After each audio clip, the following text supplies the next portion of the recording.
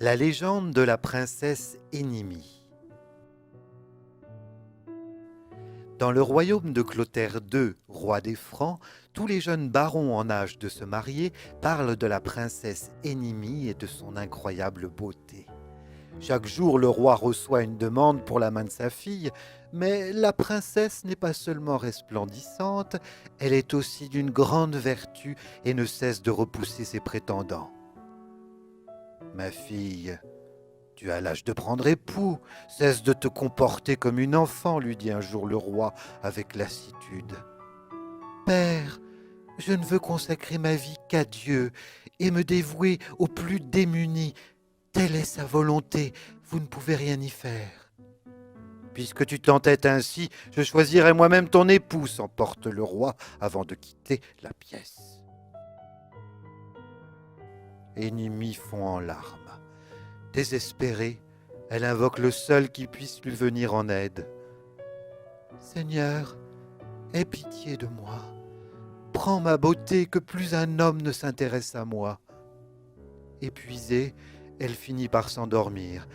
Le lendemain, elle réalise avec stupeur que Dieu l'a exaucée. Son visage est recouvert de plaies immondes et douloureuses, elle est complètement défigurée par la lèpre. Les premiers temps, Énimie se réjouit de son sort. Plus personne ne veut l'épouser, elle peut maintenant consacrer sa vie aux pauvres et aux malades. Mais au bout de plusieurs années, devant l'impuissance des meilleurs médecins et le désespoir de ses parents et de son frère, le futur roi Dagobert, elle commence à regretter sa prière. La douleur est de plus en plus vive et le chagrin de son entourage ne fait que l'accentuer. Un soir, elle s'agenouille et prie. Seigneur, tu as exaucé ma prière la première fois. Peut-être m'entendras-tu à nouveau. Je suis rongée par la douleur et le regret. Par pitié, fais disparaître ce mal. À ces mots, un ange apparaît. Mon enfant, trouve la source de Burle dans la province du Gévaudan. Baigne-toi et ta prière sera exaucée. Le lendemain, son père l'a fait aussitôt escorter jusqu'au Gévaudan. Après un long voyage, il trouve enfin la source.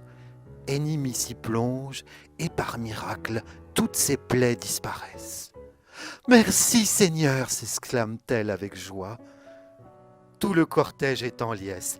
Dès le lendemain, ils reprennent la route pour regagner le château, mais à peine se sont-ils éloignés qu'Énimie sent le mal la ronger de nouveau.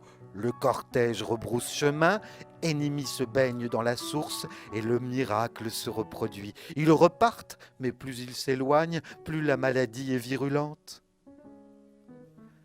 Ainsi la volonté de Dieu est que je reste en ces lieux païens pour le servir, murmure-t-elle pensive.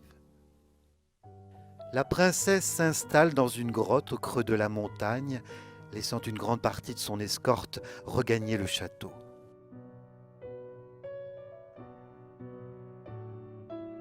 Pendant plusieurs années, elle accueille les pèlerins et accomplit des miracles en guérissant les malades au bord de la source.